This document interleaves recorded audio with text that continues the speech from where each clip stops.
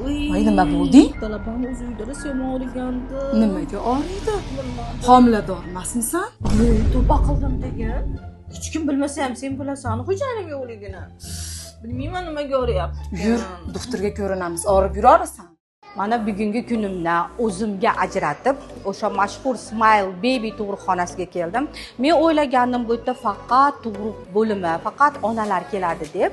Yo'q, bu yerda hamma ginekologiya muammolarini hal qiladigan zo'r ginekologlar bor ekan.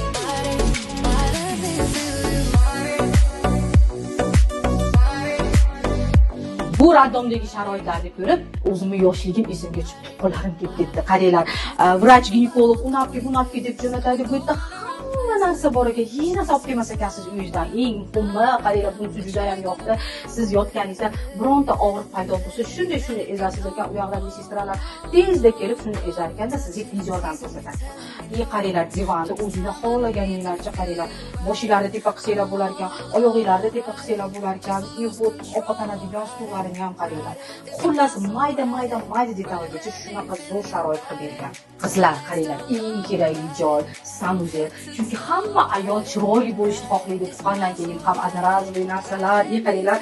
Bu yerda ham bironta yomon holat qon ketib qolsa yoki bironta og'riq bo'lsa, shunday ip tortsanglar, tezda hamshiralar kelib yordam beradi. Keyin qarasanglar, даже filmlargacha qo'yib qo'yishdi va mayda detalgacha qo'ygan, чтобы ayollar o'ziga bo'lgan ishonchi yana ham ortib chiroyli bo'lishi. Bu yerdagilar hattoki sizning qaroshingizni ham o'ylashgan. Qaranglar, bu kresloda shunday cho'sa divan bo'lar ekan, bemalol shu yoqda qarasa bo'ladi. Qaranglar, televizor, telefallargacha, xolodilnik, shkaf, umuman mayda detalgacha e'tibor berishgan. Xullas, o'zingizni bu yerda qirolichalardek his qilasiz. Qizlar, pastga Smile Baby'da aktiva qilib qoldiryapman. Qanaqa savolinglar bo'lsa, o'zingizlarga qiziqtirgan narx bo'yichami, sharoit bo'yichami, bemalol direktga murojaat qilsanglar, sizlarga vaqtida javob beriladi.